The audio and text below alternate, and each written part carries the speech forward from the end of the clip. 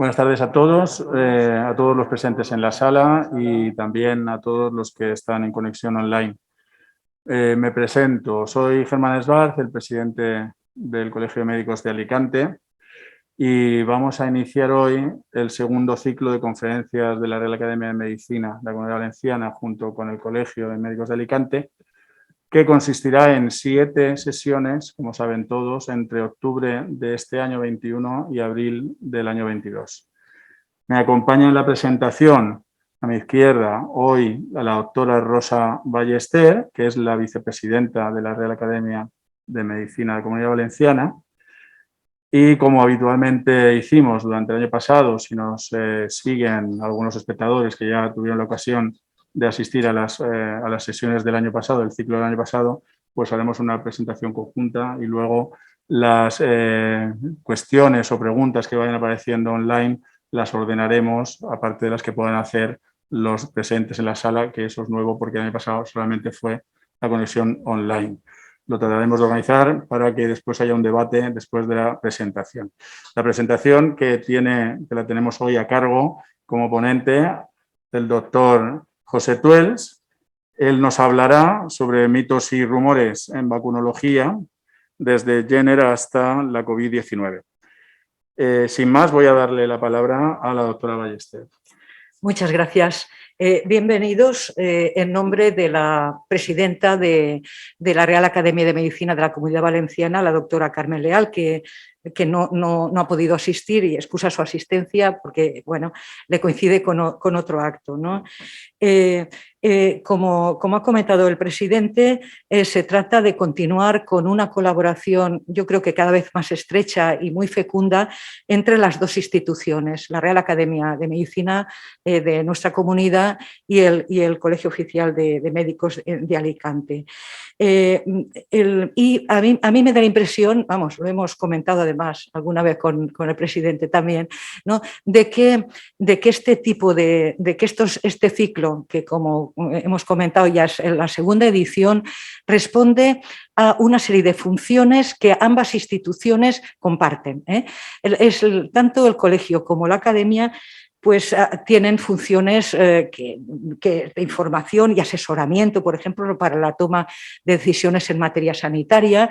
En el caso pues, del colegio hay comisiones de deontología, aspectos profesionales, bueno, todo lo que viene reflejado en los estatutos. Y en el caso de la academia, pues tiene también otras funciones.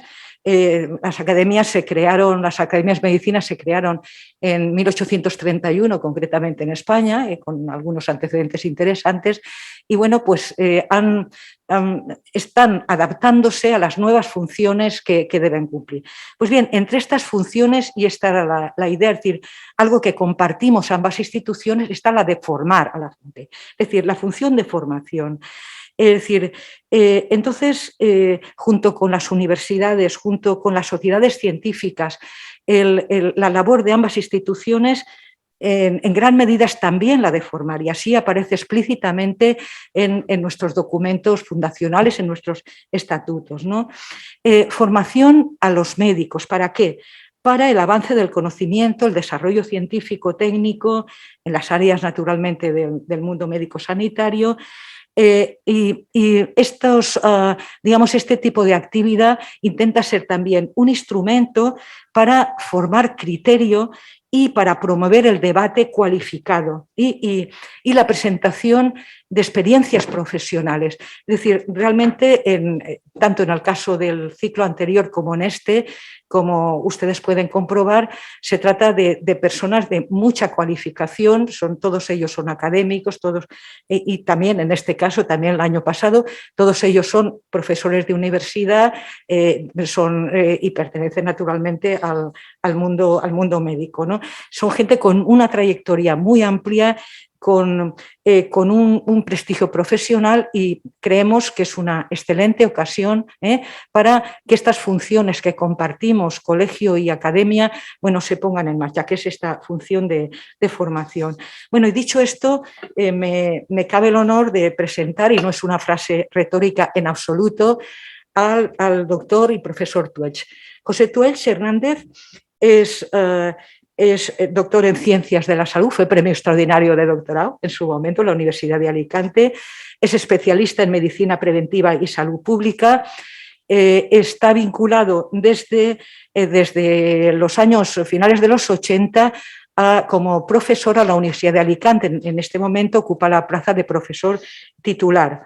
Es titular, valga la redundancia, de la Cátedra Balmis de Vacunología, bueno, realmente la denominación de la Cátedra Balmis, o la existencia de una Cátedra Balmis, tiene ya unos cuantos años, y en este momento digamos, el título concreto es Cátedra Balmis de Vacunología, Universidad de Alicante, ASISA, ¿no? Es una cátedra de las fundacionales de las universidades.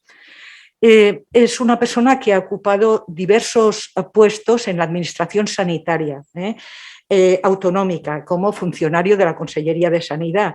Bueno, no voy a hacer una relación exhaustiva, pero, por ejemplo, fue el jefe de servicio del Centro de Vacunación Internacional de Alicante, facultativo especialista de Medicina Preventiva en el Hospital Universitario del Vinalopó, jefe de servicio de Medicina Preventiva, consultor senior en Investigación y Medicina Preventiva. Digamos, su trayectoria investigadora es dilatada, en fin, en todos los terrenos en los cuales, digamos, se puede uno contemplar, desde los proyectos de investigación en los cuales, bueno, ha participado en proyectos autonómicos, nacionales y también internacionales. En concreto, con él tuvimos la ocasión de compartir, de formar parte de uno de los grupos Prometeo para grupos de investigación de excelencia de la Comunidad Valenciana, y, como digo, pertenece también o forma parte de grupos de investigación, a veces en calidad de investigador principal, otros como investigador, en otros, por ejemplo, en el European Joint Action of Vaccination de la Comisión Europea, ¿no? Ha sido director del grupo mixto de investigación Universidad de Alicante FISABIO, como saben ustedes, el fomento de investigación sanitaria y biomédica de la Comunidad Valenciana. Tiene una serie de premios, por ejemplo, tanto la Academia de Medicina Valenciana como a la que pertenece, si no recuerdo mal, desde 2016.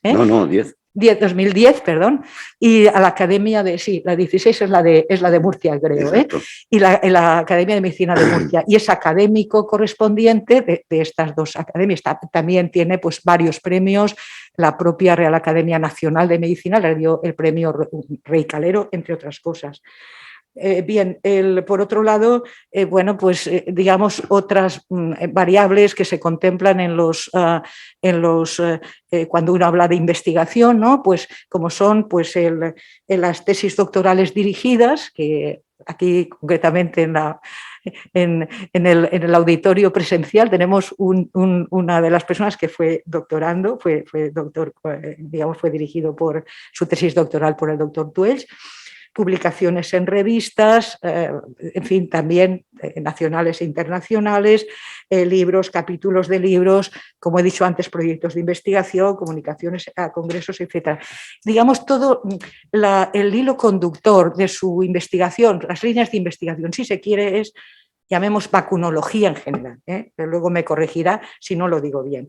Y él ha trabajado en una línea que conozco un poco porque hemos trabajado juntos y porque también es la mía, que es historia de las vacunas, historia de las vacunas y, en fin, en concreto de algunas personalidades que tuvieron un papel relevante en ello, como naturalmente Balmis, que la cátedra se llama Balmis no es casual, ¿no? Y luego la aceptabilidad dentro de este mundo, o sea, el mundo de la historia, dentro de las vacunas, la vacunología, la aceptabilidad de las vacunas y temas de comunicación y vacunas, ¿no? Bien, esto es en líneas generales y resumiendo muchísimo, pues su trayectoria profesional. Entonces, simplemente le doy la palabra y ya nos puedes empezar a hablar cuando quieras. Muchas gracias. Y muchas gracias por haber aceptado nuestra invitación. Bien, muchas gracias, a la vicepresidenta, a la profesora Ballester, vicepresidenta de la Real Academia de Medicina de la Comunidad Valenciana, y que además fue profesora y luego hemos colaborado, como bien ha dicho ella, en muchos trabajos. Y también agradecer al Colegio de Médicos y a su presidente, en este caso, al doctor Schwartz, con quien también he coincidido en tiempos pretéritos, cuando los dos teníamos unos puestos en la Consellería de Sanidad. Y entonces para mí es un placer haber aceptado esta invitación en estas dos instituciones a las que pertenezco y a las que quiero, y estando además con ellos, pues para mí un doble honor. También agradecer a la audiencia, a las personas que están aquí, a las que están por streaming. Y sin más, yo creo que vamos a empezar a contar algunas cosas relacionadas con un campo de conocimiento que es al que, como ha dicho la profesora Ballester, pues me he dedicado los últimos, desde el siglo pasado, ¿no? Para no ser, para ir contándolo. Entonces, vamos a hablar de vacunología, un término que tiene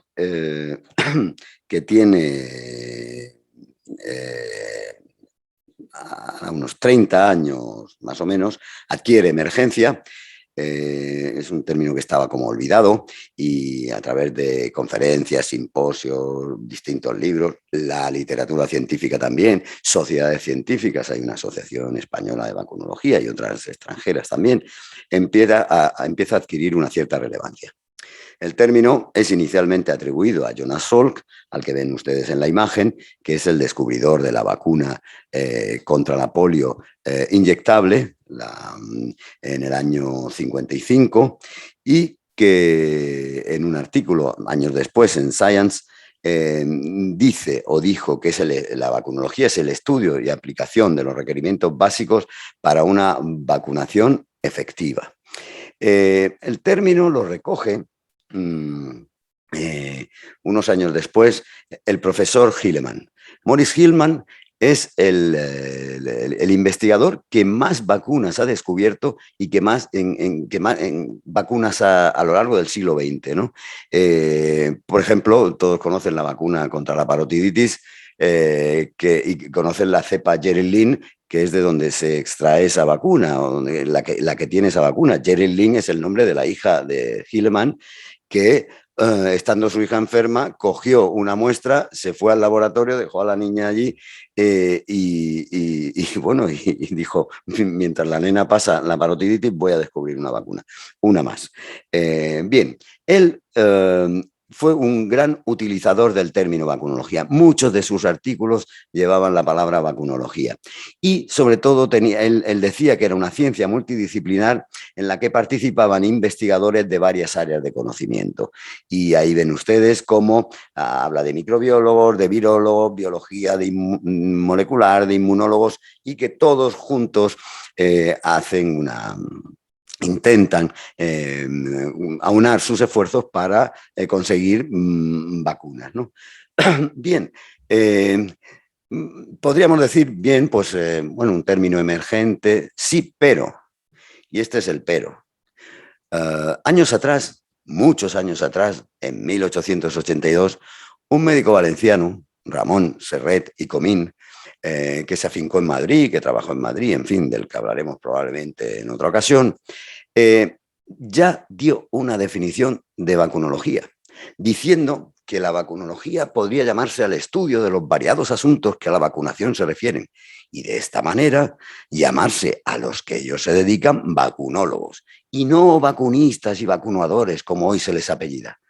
Vacunología, esto que constituye una especialidad, es un conjunto de estudios que debería de tener un nombre genérico y que en él cupieran todos cuanto a ellos se dedican con cariño y entusiasmo. Esto lo publicó en 1882 en el diario médico más importante de la época, que era el Siglo Médico.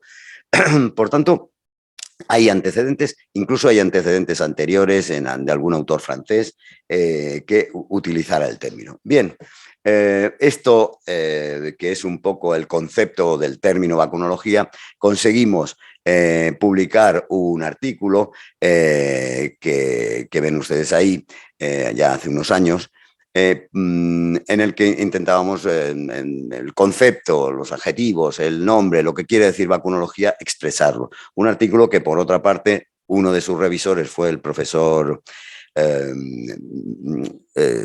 Stanley Plotkin, que fue el revisor y que, bueno, es una de las cosas que cuando uno tiene su currículum y piensa, uy, qué cosas he hecho, de qué cosas me siento contento, pues una de ellas es un correo de 3 líneas del profesor Plotkin.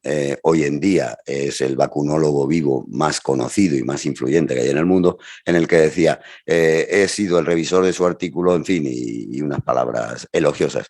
Y además decía, dentro de unos meses estaré en España, me gustaría conocerlo, y bueno, ahí tienen ustedes una foto de un encuentro y de una relación epistolar que hemos mantenido con algún proyecto de por medio, ¿no? Es uno de los honores, pero el foco lo pongo en ese artículo en el que relatamos de dónde viene y un poco el futuro de lo que es la vacunología.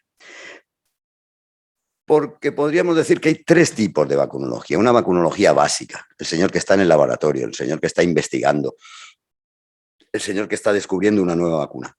Podríamos decir que hay una vacunología clínica, la vacunología aplicada, la que se practica en un centro de salud, en un centro de vacunación internacional, en el hospital, la que practican los pediatras, los enfermeros, en fin, la vacunología del día a día, la vacunología en el terreno. Y podríamos decir, es un término que acuñamos ya en ese artículo que han visto ustedes antes, que hay una vacunología social.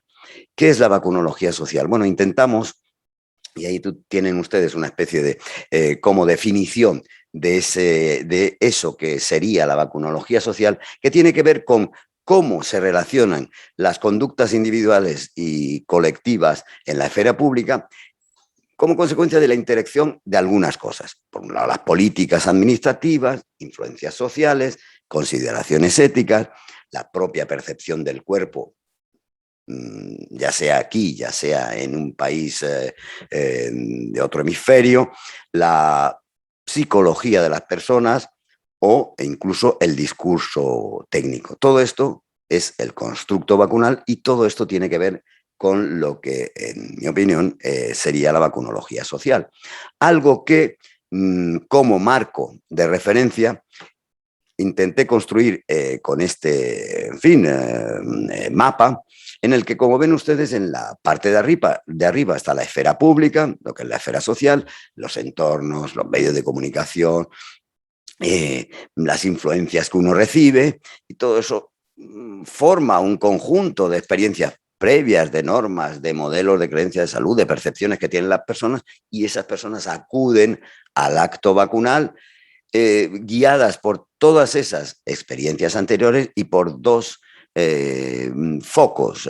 Uno, el foco del riesgo, esto es seguro, es algo que es un sentimiento, es algo que son intuiciones, y por otro, la seguridad, que es para el que acude al acto vacunal, es algo subjetivo. ¿Es segura esa vacuna o no? ¿Estoy corriendo un riesgo o no, como ven ustedes? Por otro lado, tenemos a la esfera técnica, la esfera del experto, en la que están pues, la industria, la literatura médica, las sociedades científicas, la academia, las universidades, los centros de investigación, que conforman un colectivo que lleva o que produce conocimiento de esa vacunología aplicada, formación y, obviamente, he dejado para el final las políticas públicas, las administraciones sanitarias, que son las que conforman los programas de vacunación.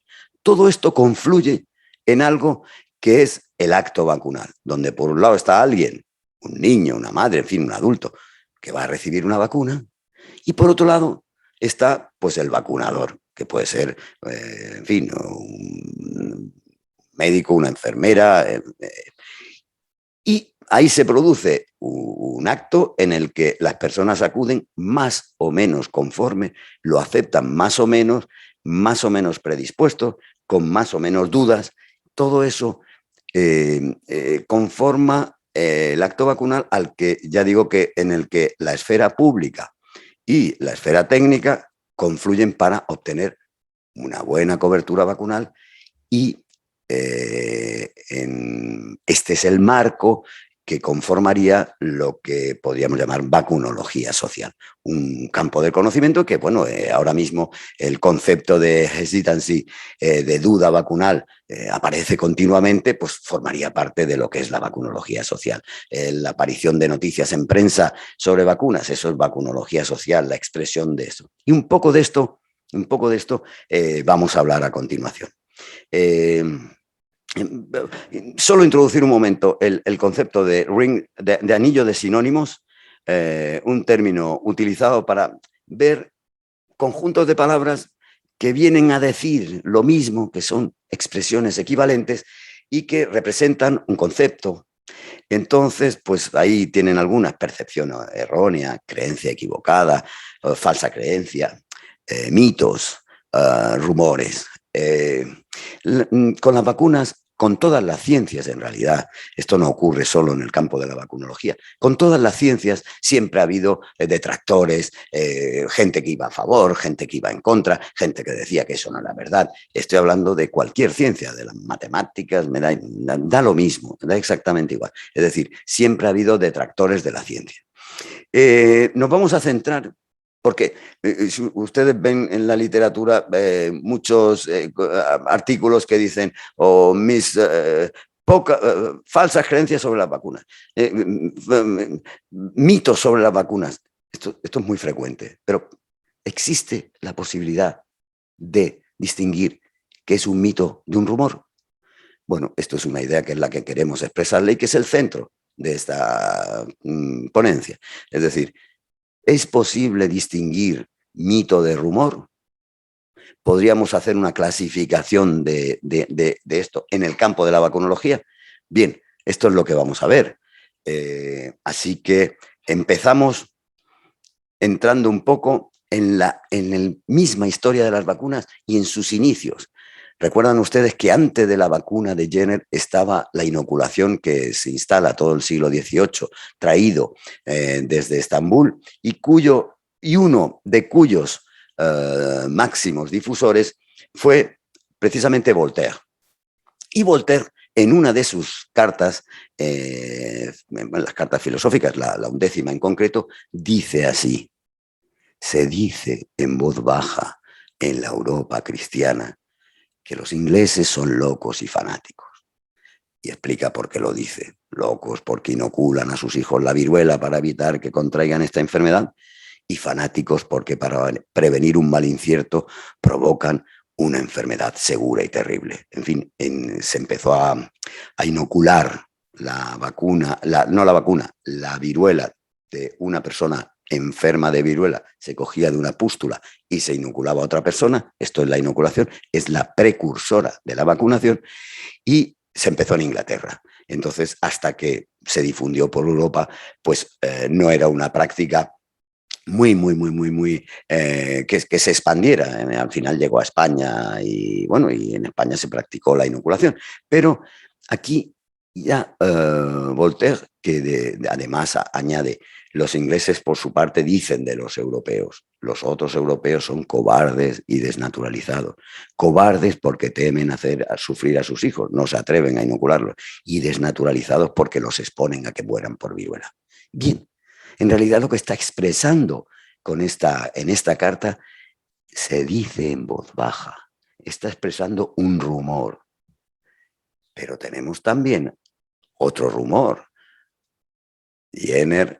Edward Jenner, cirujano, paseando por Berkeley, por la campiña, oyó el rumor de que las lecheras no padecían la viruela humana porque habían padecido el cowpox, que es la viruela de las vacas. Por tanto, ellas no sufrirían esa enfermedad, y ellas decían: nunca perderé la belleza porque he padecido la viruela de las vacas. Las vacas padecían en sus ubres la viruela de las vacas, y las granjeras, las ordeñadoras, se contagiaban. Era un virus similar al de la viruela y las protegía.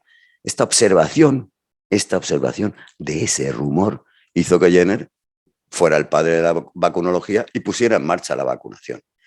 Tan sencillo como eso. Ahí tienen ustedes a la vaca de la que extrayó de las manos que contagió a la granjera que ven ustedes a la derecha, y la mano de la granjera con sus pústulas de viruela de las vacas, de donde extrajo Jenner las primeras vacunas. Y ahí nace la vacunología. Pero no todo fue tan fácil para Jenner. Vean ustedes estas tremendas cartulinas, es decir, caricaturas, cartoon, quería decir, pero no madre, en las que se ven tremendas imágenes de la minotaurización de la raza humana. Nos vamos a convertir todos en seres... en fin, en una se está adorando, en la de la derecha superior se está adorando a la ternera de oro, y en la de abajo ven ustedes cómo las personas se animalizan y les salen vacas por todas partes.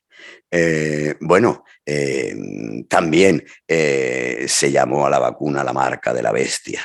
¿Por qué? Vean a la izquierda la cara del niño, que lo llamaban el niño de cara de buey, porque se quedó deformado. O vean a la vieja, que tal como dice la imagen, no lo digo yo, dice: aquí tienen a una señora vacunada cornuda, una vieja vacunada cornuda, la señora del centro. O abajo le traen a una señora: este es el hijo que has tenido, y ven que tienen un hijo que nace ya con cuernos de vaca. O a la derecha la sirena seductora, llena de pústulas de viruela, que llevan dos señores, unos médicos, atemorizando a los niños con la vacuna. Bien, esto quiere decir que ya en aquella época ya se denostaba la vacuna, ya se criticaba la vacuna, ya había rumores de que las vacunas no eran buenas, no eran tan buenas. Y esto siguió con la viruela, y siguió, y se decía en Indonesia años después que era una marca mágica que los holandeses ponían a los niños para enrolarlos luego en el ejército, o que la vacuna, o que no daba protección, o que causaba esterilidad. En fin, así muchos rumores. Pero había más. Había algunos rumores que eran muy interesantes, porque en las etapas iniciales, saben ustedes que la viruela hace 41 años fue erradicada del mundo, en 1980. Estos rumores fueron de utilidad para seguir en los últimos años, o en las postrimerías de la viruela en el mundo. Ha habido en tal pueblo, en tal pueblecito africano, parece que ha habido un caso. Y entonces esos rumores que llegaban iban, y las personas, los técnicos de la OMS, iban al pueblo a comprobar si en efecto era un caso de viruela o no. Como ven ustedes, o podía ser una enfermedad de la piel, un sarampión, o una varicela, o lo que fuera. Los rumores también fueron de utilidad, como digo, en la erradicación de la viruela. Por tanto, un rumor es un ruido que corre, es algo público que se expande y que tiene un poco una connotación sensacionalista, cuya veracidad o falsedad no es lo más importante, y que además es bulímico, se autonutre y se expande. El rumor tiene un fenómeno de contagio social, grupal, tiene un carácter epidémico, y hay que analizarlos en su contexto histórico, en su momento, con el contenido temático que tiene, y sobre todo con el contexto psicosocial del momento. El rumor siempre hace un llamamiento, es para meter miedo, a los miedos del individuo, y implica en las dinámicas de cambio de comportamiento, anuncia un cambio. Esto es un poco lo que las características de los rumores, ¿no?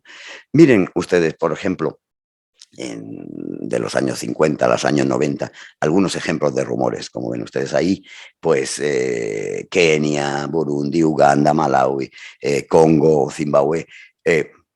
La vacuna es algo para el control demográfico. Nos quieren quieren que no nos reproduzcamos. No es bueno que las embarazadas se lo pongan. Son rumores que han corrido y que están recogidos en estas partes. Años después, en la siguiente década, más rumores.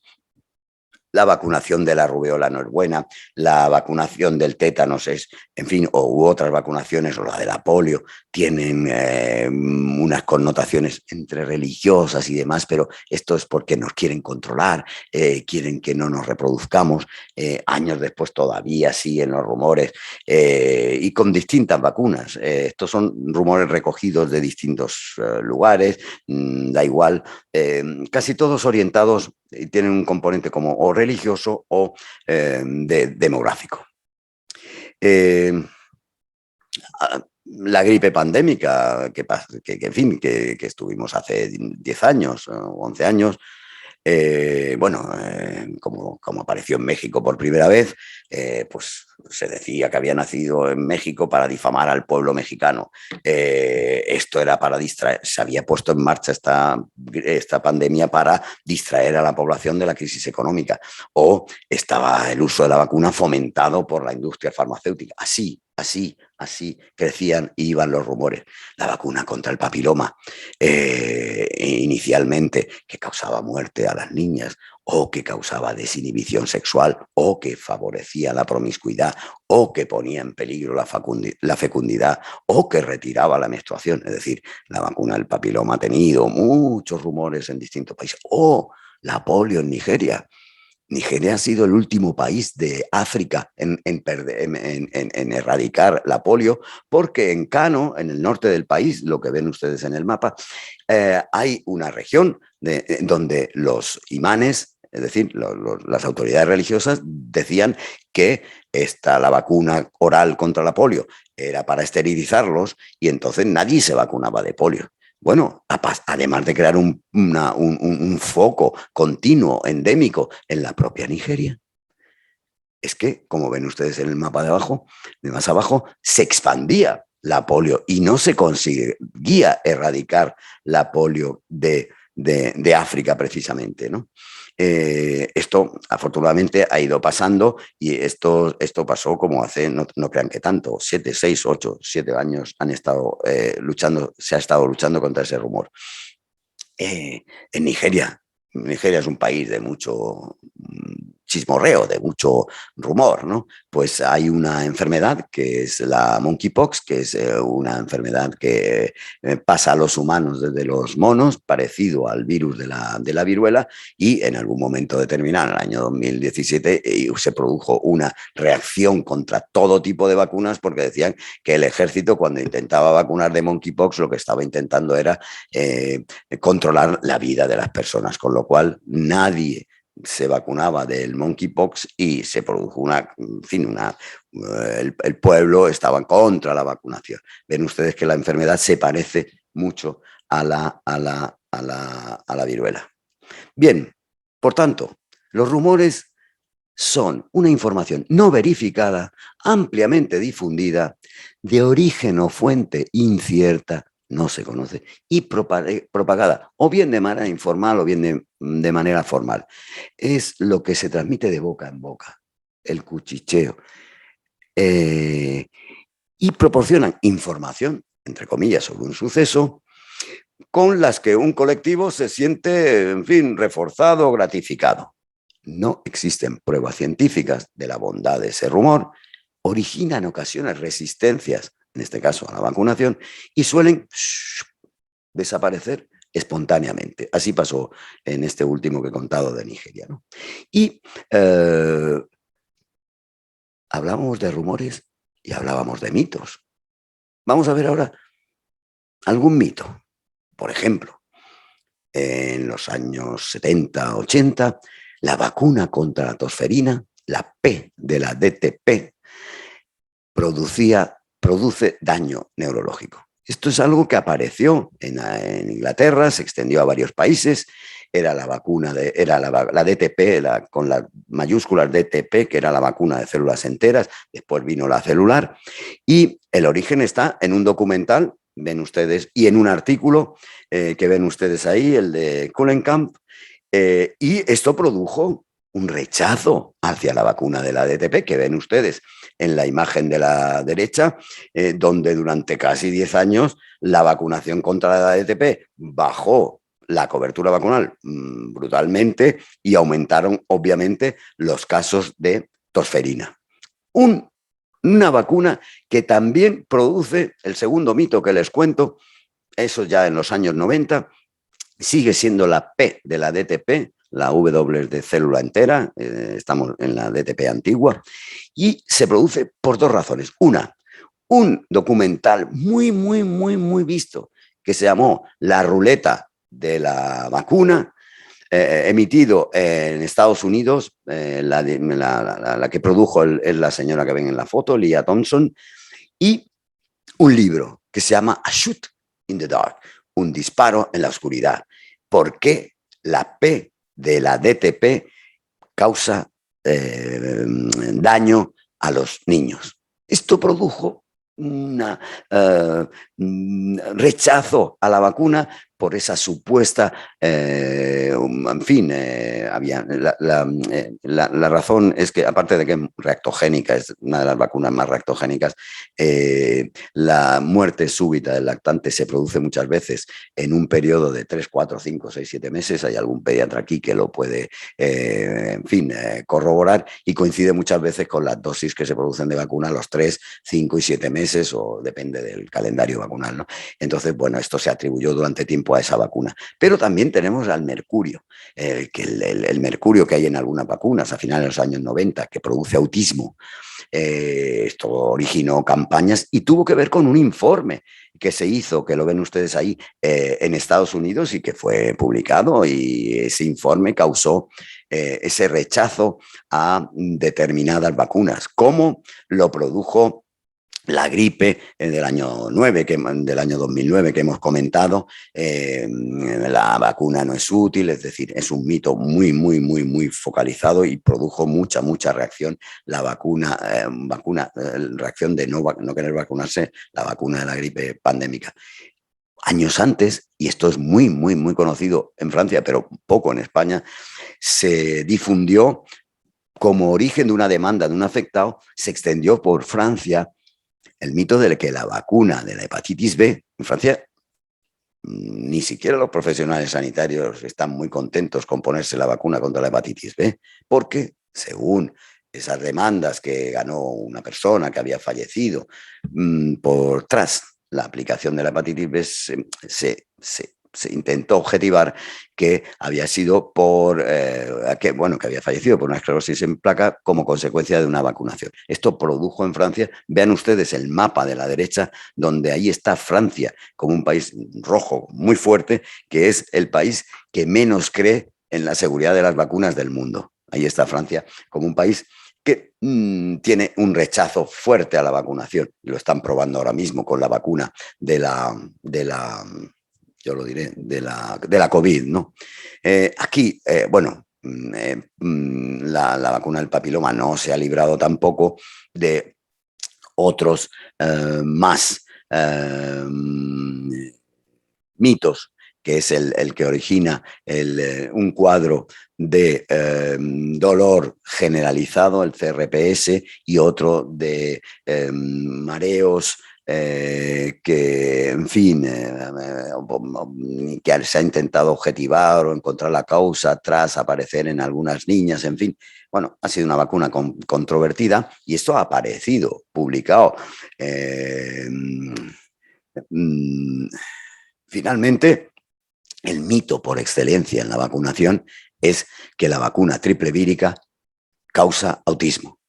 Esto es como consecuencia del artículo que ven ustedes a la derecha, de un señor que se llama Andrew Wakefield, y este artículo le ha hecho un daño a las vacunas brutal. Ha creado una ola de negacionismo que a España afortunadamente no ha llegado, pero es brutal, y el señor Wakefield fue obligado a retractarse de aquel artículo, pero lo miré ayer. El artículo tiene, estando retractado ya desde hace años, desde 2010, tiene 1.545 citas. no sé, los artículos que tienen, desde luego, son muchas citas para ser un artículo retractado, ¿no? Pero bueno, esto ha causado un tremendo... Para hablar de este artículo podríamos estar con todo el debate que hubo, pero el daño que hizo a las vacunas fue muy importante. Y bueno, era intentar asociar la vacunación con triple vírica, sarampión, rubiola, parotiditis, con el autismo. Por tanto, el mito sería una idea o creencia errónea que tiene que ver con lo que veíamos en el marco de referencia de la vacunología social, con lo que yo les decía, riesgo y seguridad. Riesgo y seguridad. Que genera rechazo hacia la vacuna, no es segura, que genera ansiedad y que se pueden organizar movimientos en contra de la vacunación. Tiene un origen conocido, rastreable, en apariencia científico, Wakefield, Lancet, y que en lugar de, como el rumor, tiene una tendencia creciente, ascendente, ampliado por, en fin, las distintas, por todo lo que aparece en Internet, en todas las redes sociales, ¿no? Y que además normalmente tiene una localización geográfica conocida desde la que parte, ¿no? Ya sea el artículo que ve en Lancet, ya sea el programa de televisión, aquel que les he comentado de la ruleta de la vacuna, es rastreable, conocido y a partir de ahí se expande. Bien. Decíamos las redes sociales y podemos traer aquí un ejemplo de por qué en algunas zonas de Estados Unidos, especialmente en el estado de California, pues un ejemplo de lo que es las redes sociales y el señor presidente, el anterior presidente de los Estados Unidos, cómo tiene una serie de amigos que ustedes a lo mejor reconocen en esa foto, porque ahí está Robert De Niro, está Jim Carrey, está uno de los sobrinos del presidente Kennedy, y ahí está el señor Trump diciendo que hay mucho autismo por culpa de la vacuna y diciendo que, bueno, ya ven ustedes cómo se expande, cómo contribuye un presidente a expandirlo, ¿no? Y aquí lo tienen ustedes al presidente diciendo, pueden causar autismo. Y ahí lo ven ustedes con el señor que está arriba en la foto superior izquierda, con el presidente Trump, es precisamente Andrew Wakefield, al que se prohibió trabajar en Estados Unidos, pero se fue en Inglaterra, pero se fue a Estados Unidos y ahí lo tienen ustedes viviendo la mar de bien de ese supuesto artículo fraudulento. Bueno, supuesto no, está retractado, ¿no? Bien, esto, el presidente Trump no se cortó.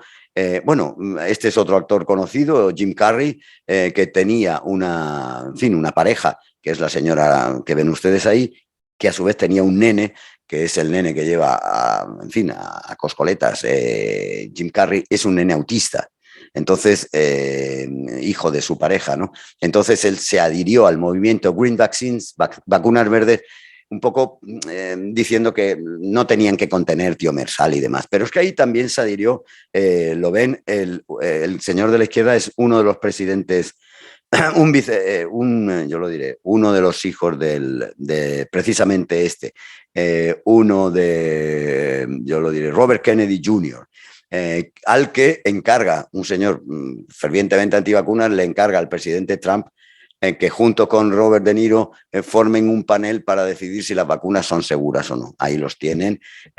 Bueno, esto ha sido, es decir, no hay que olvidar una cosa. Esto está muy asociado con el populismo, con las nuevas democracias en las que vale todo, vale contar... no pasa la diapositiva. No, en fin, todo es instantáneo, todo es populismo, es decir, vacunas, posverdad y populismo van unidos, como ven ustedes ahí, con más imágenes de esa cruzada, supuesta cruzada. Por cierto, Robert De Niro también tiene una pareja que también tiene un hijo autista, quiero decir que están unidos un poco por esa relación. Ahora, se está dando distintos grupos, pongo el ejemplo de Eddie Larson, están haciendo grupos de trabajo, de estudio para estimular la confianza en las vacunas, como ven ustedes aquí. Hay distintos investigadores en el mundo, precisamente la profesora Ballester ha nombrado un proyecto europeo en el que estamos trabajando y que tiene que ver con eliminar o favorecer la confianza en las vacunas de las personas, ¿no? Para atrás, para atrás. Estoy acabando casi. Como pueden ver ustedes, esto es un trabajo del proyecto de Heidi Larson, ¿no? Aquí ven ustedes a la izquierda España y a la derecha Francia. Fíjense ustedes que las partes rojas quiere decir que no estoy muy de acuerdo. Es decir, me parece que las vacunas son importantes. En España, bueno, hay mucho verde, estoy muy de acuerdo, pero en Francia no tanto. Las vacunas son seguras. Miren qué poco franceses están de acuerdo con que las vacunas sean seguras, ni siquiera efectivas. Es decir, en Francia, y esto tiene mucho que ver con algo que no es conocido en España y que además esperemos que no, que un mito de ese tipo no prevalezca, pero sí que en Francia, podríamos decir que respecto a las vacunas, Francia es un país descreído. Por eso, precisamente ahora, hace 3 años y ahora con la COVID, se está intentando poner obligatoria la vacunación y hace 3 años en Francia y en Italia algunas vacunas fueron declaradas obligatorias, algo que no ha necesitado España. Precisamente nos han pedido ahora escribir un artículo contando el caso de España, un país que nunca ha necesitado la vacunación obligatoria, porque somos críticos, pero creemos en la vacunación. Es decir, nos hacemos preguntas, no vamos allí como las madres, quiero decir. Y esto es muy bueno, que España sea un país que cree en las vacunas y que haga preguntas sobre la vacuna. Eso no quita una cosa con la otra. Y claro, hay mitos y hay rumores. Se pueden distinguir ahora en plena era COVID. Pues van a ver ustedes. Por ejemplo, habrán oído hablar de que inhalar vapor de agua es un buen tratamiento contra la COVID, que beber alcohol es muy buen tratamiento y previene el contagio, o que el señor Jeff Bezos en sus mascarillas las manda contaminadas a través de Amazon para cargarse a las personas por COVID. Esto es, en fin, el gobernador de Nairobi repartiendo coñac contra el coronavirus, pues en fin, rumores en relación a la COVID, o que los mosquitos transmiten la COVID, o que las vacunas son parte de un tratamiento genético universal, o que están elaboradas con tejidos de fetos humanos, o que los médicos en México, por cierto, lo digo porque hay aquí un doctorando mexicano, en fin, México, los médicos están matando a la población para relacionar las muertes con la COVID, es decir, lo matamos y es por COVID, o que el virus se cura con ibuprofeno o paracetamol, o que las gárgaras con bicarbonato curan la COVID, o el 5G que es tan, bueno, que ha tenido tanto, en fin, tanta proliferación, rumores, o el magnetismo, esto es magnífico lo del magnetismo, o la disfunción eréctil en los vacunados. Imagínense España, que es uno de los países con mejor cobertura del mundo, pues cómo podríamos estar ahora los españoles. O que beber desinfectantes es en fin, la lejía, ¿no? Que esto lo llegó a comentar incluso el presidente, pero no intentar el presidente Trump, ¿no? El 5G que ya hemos dicho, el magnetismo que produce la vacuna, pero también podíamos identificar algunos mitos. Por ejemplo, mitos, pero publicados además en algunas revistas que tienen ustedes ahí las referencias, ¿no? Como que las mascarillas no protegen y son perjudiciales para la salud. O que los animales domésticos, las mascotas, pueden transmitir el virus. Y hay artículos, están ahí referenciados, este es de Virology, en los que al decirse esto y decirse desde una revista científica, la gente empezó a abandonar sus mascotas. el uso de la plata coloidal como medio de protección contra el virus. Entonces, bueno, pues tú encontrabas complemento, bueno, la vacuna y de paso tomo de esto o de lo otro, en este caso plata coloidal o la fertilidad. Ojo, esto en Reproductive Biology apareció un artículo diciendo que uno de los efectos o de los posibles efectos de la vacuna podía ser la infertilidad. Bien. Muchos de estos artículos han sido retractados. Bueno, ha habido tanta producción científica. El otro día, hablando con el editor de una revista, decía, estamos saturados de COVID, mandad otras cosas que no sean de COVID. Por ejemplo, la ola de la trombosis venosa cerebral. Esto lo conocen ustedes, salió publicado, pero no es una reacción común de las vacunas y está basado en un artículo de Lancet, ¿no? O que la vacuna de la gripe te protege contra la COVID. También basado en otro artículo. Bien, también tenemos como expansión de esos mitos, como decíamos antes, antes hablamos de vacunas anteriores, pero ahora estamos en la vacuna contra la COVID y también hay un mito COVID o COVID-Vax, ¿no? Como no, el presidente Trump dando instrucciones de que esto es como una gripe o que te tomes hidroxicloroquina o no, o que te tomes, en fin, ahí tienen al presidente Trump, o nosotros también tenemos nuestro héroe local, que dice no a la vacuna, ni al 5G, ni a la alianza España-Bill Gates, en fin, que tenemos también aportaciones a lo que es esta manía, ¿no? Bueno, aquí ven ustedes, esto es un diario importante que en agosto de este año detecté que hablaban de los hechos y de la ficción respecto a las vacunas. Hablaba de que la vacuna de Moderna y la de Pfizer pueden afectar a tu DNA. En fin, los tienen ustedes marcados en amarillo.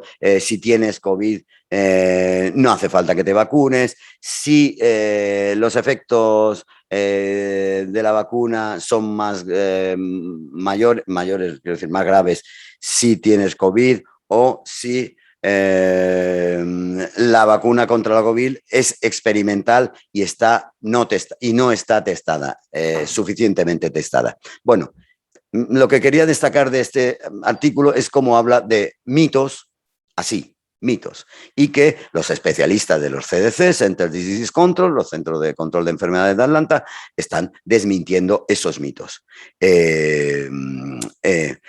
Vean ustedes, por ejemplo, esta magnífica página que tienen ahí reseñada del gobierno de la India, donde cuenta mitos, según ellos, mitos. Por ejemplo, no hay un desabastecimiento de vacuna, no nos va a llegar la vacuna a todos. Es falso. Los mayores no necesitan vacunarse. Es falso. Los que tienen reacciones alérgicas no se tienen que poner. Es falso. Los que tienen, distintos, lo que ellos llaman mitos y para desmentirlos ponen los hechos reales. Por ejemplo, que respecto a la cadena del frío, como ven, hay una... Bien. A la izquierda ven a la Unión de Emiratos Árabes, donde, en fin, hay españoles, en fin, ahí trabajando, Dubái, hay algunos españoles trabajando, otros sin trabajar, y otros que hacen viajes allí a vacunarse, ¿no?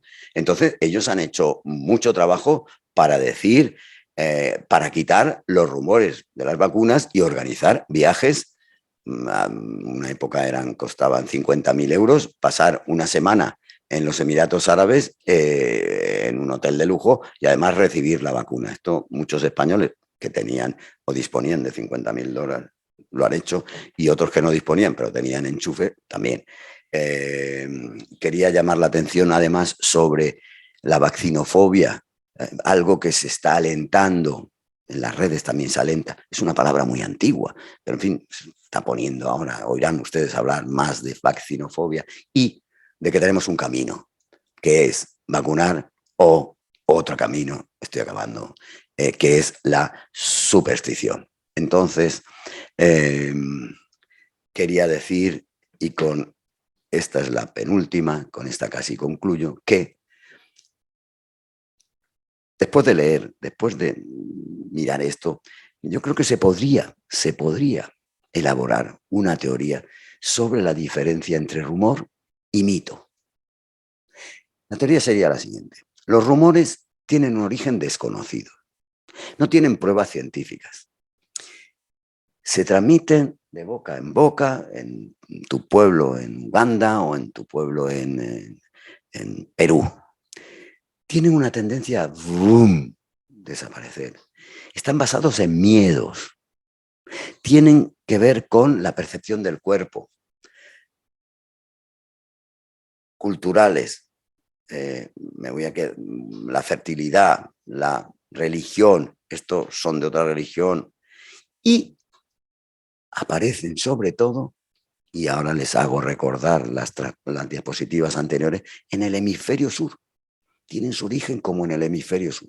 Por el contrario, los mitos tienen un origen más conocido. Tienen pruebas, entre comillas, científicas, en las que, es que lo ha dicho fulanito, es que ha salido en este artículo, es que su amplificador son los medios de comunicación, muchos aparecen, o Internet. Tienen una tendencia a mantenerse. Ahí seguimos con el autismo y el artículo de Lancet de Wakefield. Generan ansiedad. Y el origen, acuérdense del marco referencial que les dije de la vacunología social, tiene que ver con los riesgos y la percepción del riesgo y la seguridad. Cada vez más somos capaces de preguntarnos, y lo preguntamos en las redes, ¿esta vacuna es segura? Y tenemos derecho a preguntárnoslo. ¿Esta vacuna es segura? ¿Es eficaz? Y entonces, si nos lo cuentan bien, si no se explican las cosas, pues hay algunas personas que pueden generarse o se puede generar un rechazo a las vacunas. Y los mitos sean sobre todo en el hemisferio norte. Si ahora fuera hacia atrás, la he dejado para el final, pero si ahora ustedes recuerden todo lo que hemos ido viendo en las diapositivas anteriores, verán que sí, que existe esa localización geográfica de lo que podrían ser los mitos frente a lo que son los rumores. Por tanto, y con esto acabo, cuando ustedes escuchen algo respecto a las vacunas, ya sea de la COVID o de otras vacunas, hagan el ejercicio de saber de dónde ha venido, quién se lo ha contado, dónde ha aparecido. Cuando aparezca algo en Internet, digan, uy, esto es fiable o no es fiable la fuente, pero que, y así corroborarán ustedes este intento de distinguir lo que es rumor de mito, para en ese conjunto de sinónimos establecer algún tipo de criterio para distinguirlos y para utilizar una estrategia para desmontarlos. No es lo mismo desmontar un rumor que desmontar un mito. Acabar diciendo que las vacunas son una de las herramientas más importantes en la historia de la salud pública y que más vidas ha salvado. Muchas gracias, y no sé si me he pasado de tiempo, pues casi no. Muchas gracias.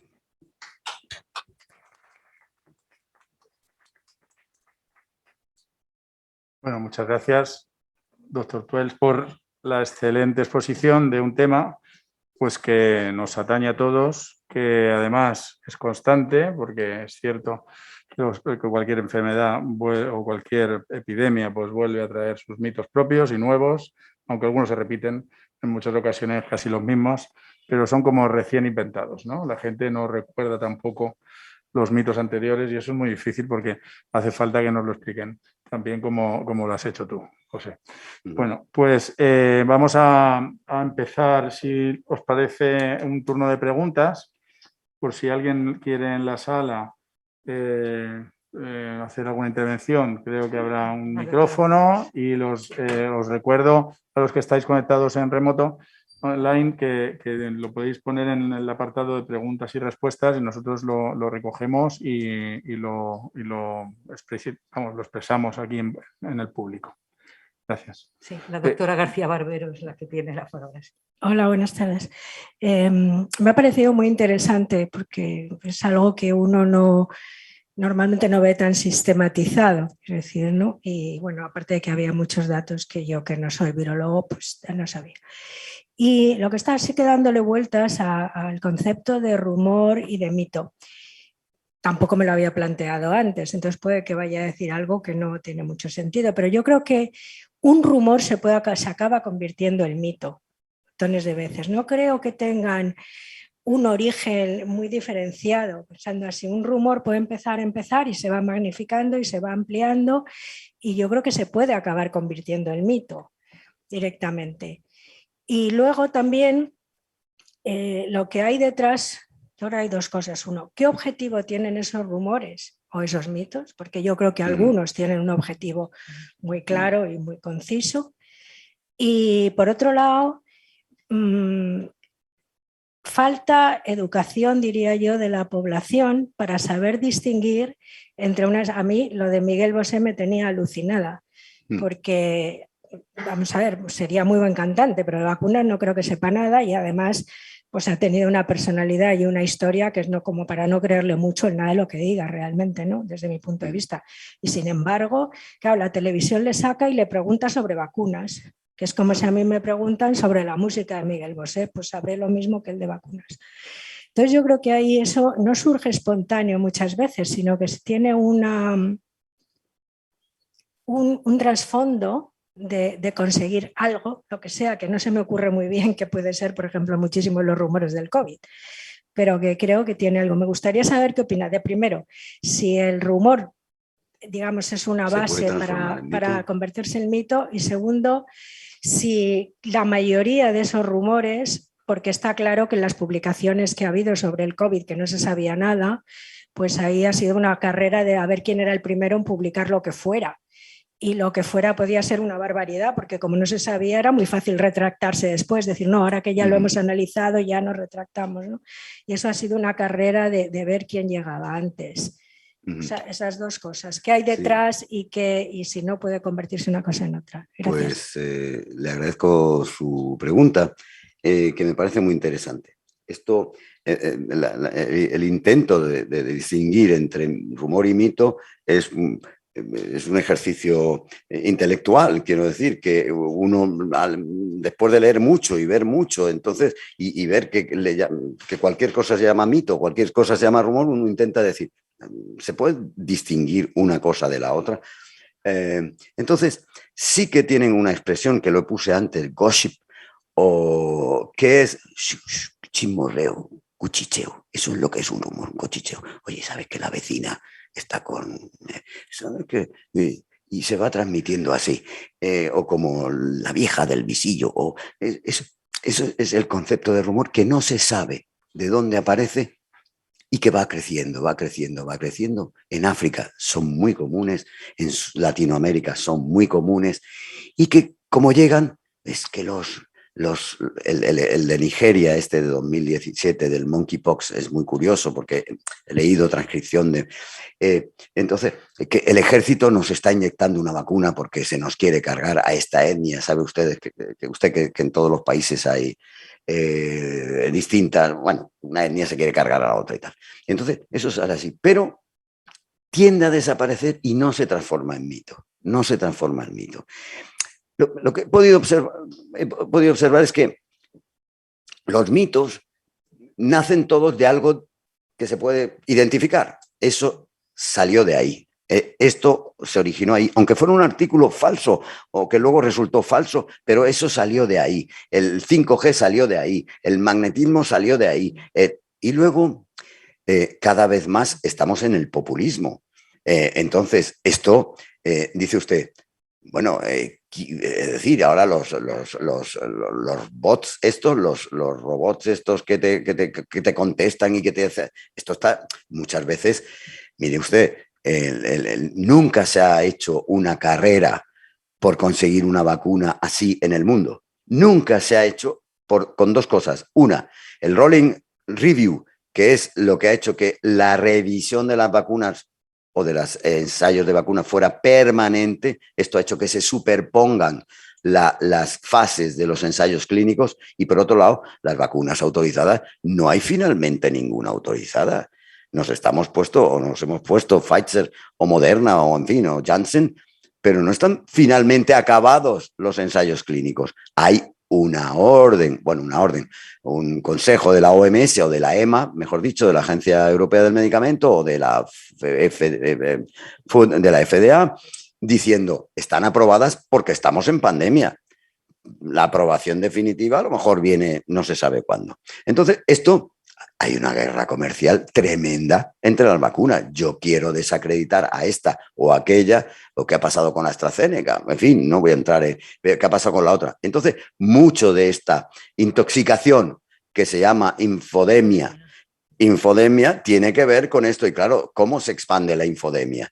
Pues la infodemia se expande por Twitter o por Facebook o por los medios de comunicación, ¿no? ¿Por qué atacan a Jeff Bezos? ¿Porque es el señor más rico, el segundo o el tercero del mundo? No, porque tiene Amazon. Si vendiera, no sé, yo qué sé, ordenadores, pues seguramente no.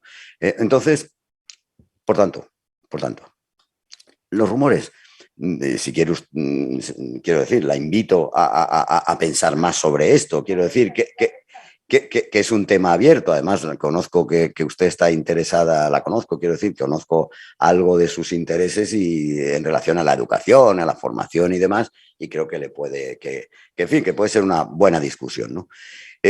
Por tanto, no estoy tan seguro de que los rumores se transformen en mitos y si viniera ahora otra pandemia, Dios no lo quiera, quiero decir que ojalá, obviamente no, pero bueno, las pandemias vienen cada 10 o 11 años, cíclicamente. Unas se expanden de verdad y otras no. En fin, recuerden que la de 2009 de gripe, pues hace 11 años. Los ciclos pandémicos son así. Pero si viene otra, aunque su efecto letal, esperemos sea muchísimo, me imagino que no tenga un efecto letal, el efecto mediático será todavía mayor. ¿Por qué? Porque estamos funcionando así. Esto es una cuestión de las políticas públicas, de las políticas, en fin, populistas, de todo lo que la palabra posverdad no está puesta por casualidad. En eso. No sé si le he contestado porque esto es un tema abierto y presto para discutir y que es lo divertido de esto. Quiero decir, este señor se le ha ocurrido esto. A ver si lo podemos afianzar o si se le ha ocurrido y no tiene más salida que la que tiene. De todas formas, todo lo que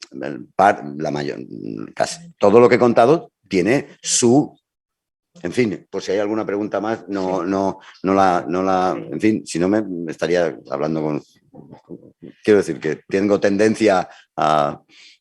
Dígame, profesora, ¿a qué hemos acabado? No hemos acabado. ¿Que había alguna pregunta más? Preguntas, sí. Bueno, aparte de que, bueno, dar la enhorabuena, de que nos transmiten... Estoy a cierta distancia de ellos, lo digo. Nos transmiten, en fin, las personas que nos están oyendo. Por mi parte, me ha parecido excelente, muy sugestivo, efectivamente, con la doctora García Barbero. Creo que es un tema, el tema de la diferenciación. A mí me parece muy, muy, muy interesante, muy sugestivo.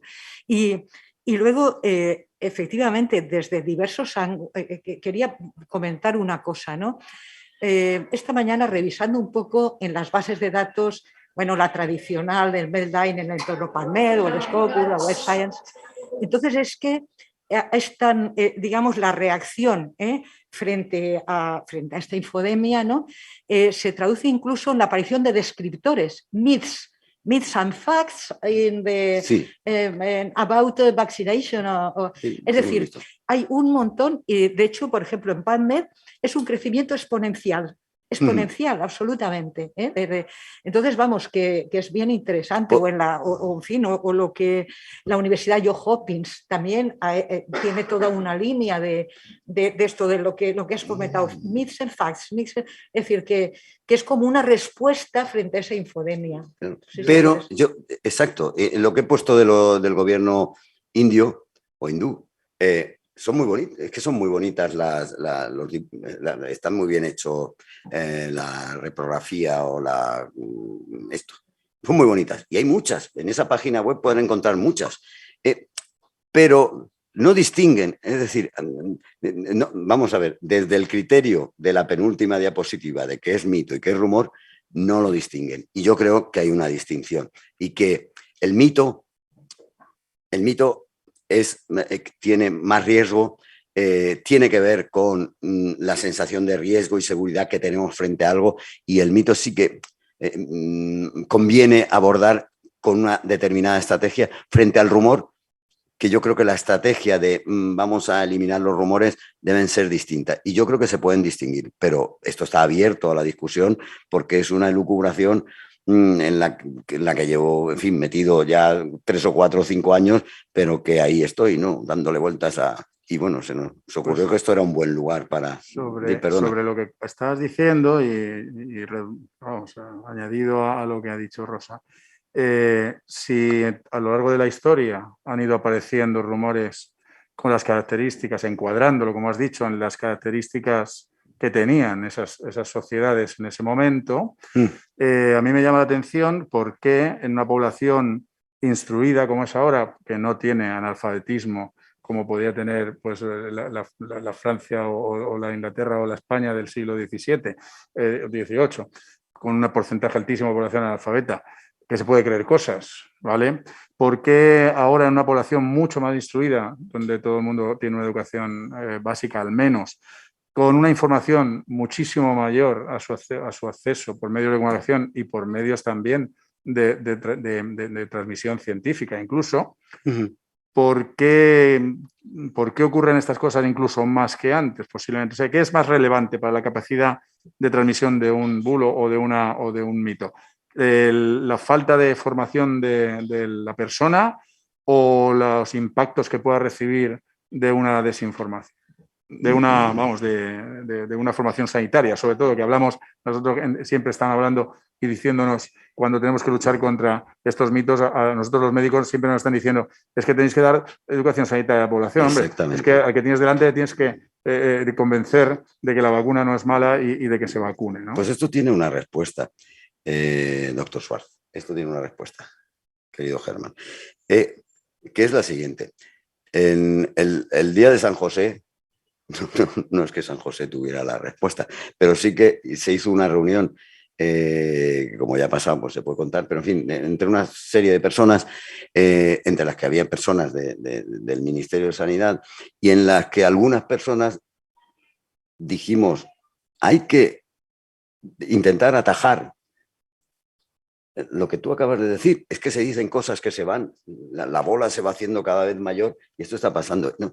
Y entonces yo creo que en fin, las autoridades sanitarias, no españolas, sino que de todo el mundo, ¿no? Incluyendo la Organización Mundial de la Salud, que les ha pillado a todos a contrapié la pandemia. Bueno, en primer lugar han tenido que ir, vamos a salvar vidas, luego vamos a vacunar, pero se les ha escapado, y ahí se les han escapado cosas, pero una de las cosas que se les ha escapado es transmitir una información veraz por personas que tuvieran credibilidad. Eso ha fallado. Ha fallado en este país, sin ánimo de criticar a nadie, pero la comunicación oficial en este país, llevada a cabo por un epidemiólogo, pero rodeado de fuerzas militares y demás, esto es, en fin, no ha habido una persona. No digo en España, digo en cualquier lugar. En fin, la señora Merkel habló 2 veces sobre vacunas a los alemanes y te creían lo que decía. Y la señora Merkel es física, no es médico. Y el señor Anthony Fauci, que es el patrón de las vacunas en Estados Unidos, cuando habla, transmite credibilidad y seguridad. Y era ese señor que estaba así siempre mirando a Trump y ponía caras como diciendo, my God, OMG, ¿no? Oh my God, pobre. Entonces, eso ha fallado. Por eso, y lo que decíamos antes, ¿no? Personas como, en fin, el señor Boseo, esto, pues, bueno, si nadie les para, nadie les responde y tal, pues se crecen, se vienen arriba. Y si encima los emiten, y los imitan, lo emiten, lo que imitan, y entonces se convierte en, claro, y entonces no todo el mundo dice, me está diciendo tontería. Hay gente que dice, hombre, a ver si va a tener razón el avante bandido. Entonces, esto es en lo que no hay que caer. Y esto es lo que no puede fallar un gobierno. Cuando digo un gobierno me refiero a un Ministerio de Sanidad. Y no estoy hablando del nuestro, solo. Estoy hablando de todos los gobiernos que han fallado un poco, y en eso Germán tiene mucha razón, en no dar mensajes claros. Mire usted, ¿por qué tenemos la vacuna de AstraZeneca parada? Mire usted, esto es una jugada que no tiene que ver ni con la eficacia de la vacuna, al fin y al cabo, y lo hemos demostrado, lo estamos demostrando algunos, en fin, que estamos trabajando en eso, la efectividad, mejor dicho, de las vacunas está siendo parecida unas respecto a las otras. Bueno, pero había una guerra comercial. Y entonces, es muy sencillo decir, la Unión Europea ha comprado varias vacunas, en fin, no nos está cumpliendo mucho AstraZeneca y entonces por eso estamos desacreditando, y los medios han contribuido mucho a desacreditar a AstraZeneca, pero también a crear incertidumbre, porque ha habido docentes, como ustedes saben, que han estado 4, 5, 6 meses esperando, luego han sido vacunados, pero han estado esperando y luego les han puesto, no, la heteróloga, en fin, les ponemos AstraZeneca combinada con Pfizer. ¿Por qué no se explica esto de una forma muy sencilla? Miren ustedes, estamos dudosos, no sabemos qué hacer porque esto es una guerra comercial. Miren ustedes, entonces, en fin, les vamos a poner y vamos a tomar una decisión ya. Entonces, esto se comenta y he de decir que el ministerio pregunta, pero le cuesta trabajo tomar decisiones, ¿no? Y muchas veces el propio Ministerio de Sanidad no es el que toma las decisiones. Hay alguien por encima del Ministerio de Sanidad que las toma. Y entonces los técnicos, precisamente los de vacunas del ministerio, con los que algunos de los que estamos aquí hemos colaborado y que son gente majísima, a veces donde manda patrón no manda marinero. Pero la política, yendo a la pregunta o a la reflexión de Germán, la pregunta es, la comunicación no ha sido muy buena, la comunicación en vacunas no ha sido muy buena. La comunicación ha de ser, pues, alguien que te lo creas cuando te dice las cosas. Sobre todo, no somos, es decir, aunque no sepamos de un tema, sí que sabemos cuando lo que nos están transmitiendo tiene razón, tiene verdad o no. En eso ya somos adultos, ¿no? Bueno, pues muchas gracias por el debate y las aclaraciones. Creo que hemos llegado al horario, incluso nos hemos pasado un poquito, pero bueno, yo creo que estaba muy interesante la cuestión y se nos ha pasado el tiempo rapidísimamente. Voy a despedir al ponente, voy a despedir a mi copresentadora, la doctora Ballester, al doctor Tuels y a los presentes. Ha sido un placer tenerlos con nosotros y les invito a que el miércoles 10 de noviembre asistamos a la segunda sesión del ciclo de este año, esperando que haya sido este día de su agrado y esperando que los siguientes pues, mantengan el interés que ha despertado el ciclo. Muchísimas gracias a todos. Muchas gracias.